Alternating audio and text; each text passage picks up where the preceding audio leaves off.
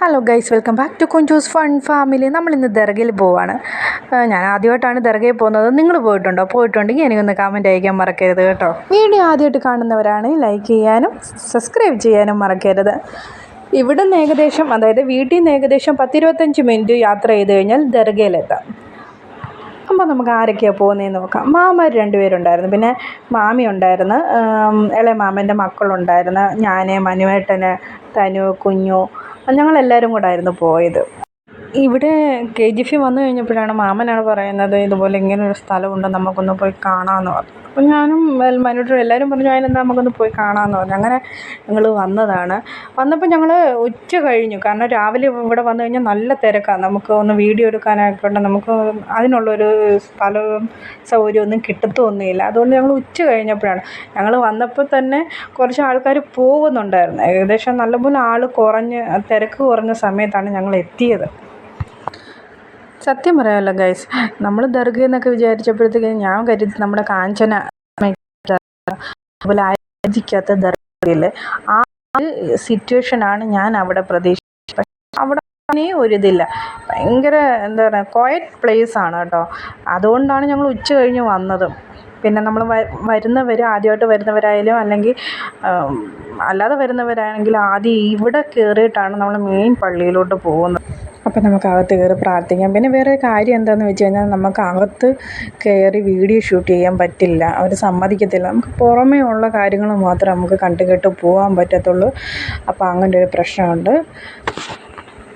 അപ്പോൾ നമ്മൾ അകത്തോട്ട് കയറി പ്രാർത്ഥിച്ചിട്ട് വന്നിട്ട് ബാക്കി കാര്യങ്ങൾ നമുക്ക് പറയാം.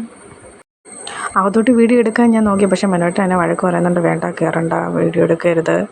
പിന്നെ നമ്മൾ അവിടെ വെച്ച് അങ്ങ് ഉപേക്ഷിച്ച് നമ്മൾ ഇനി വേറൊരു സ്ഥലത്തോട്ട് പോവുകയാണ്. അവിടെ എങ്ങനെയാണെന്ന് വെച്ച് കഴിഞ്ഞാൽ ഈ ദേഹത്ത് ബാധ കയറിയവർ, ഈ ഓരോന്നിനെ കണ്ട് പേടിച്ച ആൾക്കാർ, അങ്ങനെയൊക്കെയുള്ള ആൾക്കാരെ കൊണ്ടുവന്ന് ഈ 2 ഇത് കണ്ടല്ലോ ഇവിടെ കൊണ്ടുവന്ന് നിർത്തിയിട്ട് അവരുടേതായ മന്ത്രങ്ങളും കാര്യങ്ങളും ഒക്കെ ഉണ്ടല്ലോ, അതെല്ലാം പറഞ്ഞ് അതിനെ ദേഹത്തുനിന്ന് മാറ്റുന്നതാണ്. ഇവിടെ കൊണ്ടുവന്നിട്ടാണ് അത് ചെയ്യുന്നത്. ഒരു പക്ഷേ മാറിയില്ലെങ്കിൽ അത് മാറുന്നിടം വരെ അവിടെ ഇരുത്തുമെന്നുള്ളതാണ് കേൾവി. നമ്മളിത് കണ്ടിട്ടില്ല. നമ്മൾ വന്ന സമയത്തും ഞാൻ ഇവിടെ വന്ന സമയത്തും അങ്ങനൊരു സംഭവം ഞാൻ കണ്ടിട്ടില്ല. ഇതിൻ്റെ ഇടയ്ക്ക് മനുവേട്ടനും മാമാരും എന്നെ ശരിക്കും ട്രോളുന്നുണ്ട് കേട്ടോ. മനുവേട്ടൻ ചോദിച്ചു, നിൻ്റെ ബാധ മാറിയോടി എന്ന്. അപ്പോൾ ഞാൻ മനുവേട്ടനോട് പറയുന്നുണ്ട്, അങ്ങനെയൊന്നും മാറുന്ന ബാധയൊന്നുമല്ല മനുവേട്ടൻ, 8-9 വർഷം മുമ്പ് കയറിയ ബാധയല്ലേ, അത് അങ്ങനെ പോത്തില്ലെന്ന്. അപ്പോൾ മാമാരും എന്നെ കളിയാക്കുന്നുണ്ട്. അപ്പം ഇനി ഞങ്ങൾ നേരെ അടുത്ത മെയിനായിട്ടുള്ള പള്ളി ഇതാണ്. ഇതിൻ്റെ അകത്തോട്ട് പോവുകയാണ്.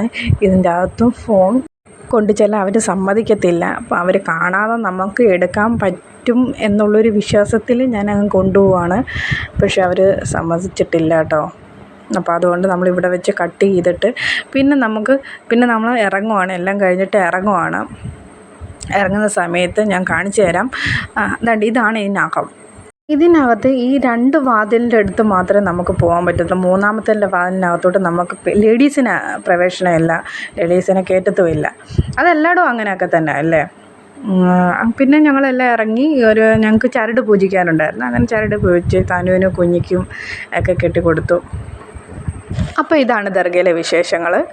ഞങ്ങളുടെ വീഡിയോ ഇഷ്ടമായെങ്കിൽ ലൈക്ക് ചെയ്യാനും സബ്സ്ക്രൈബ് ചെയ്യാനും മറക്കരുത്. ടാറ്റാ.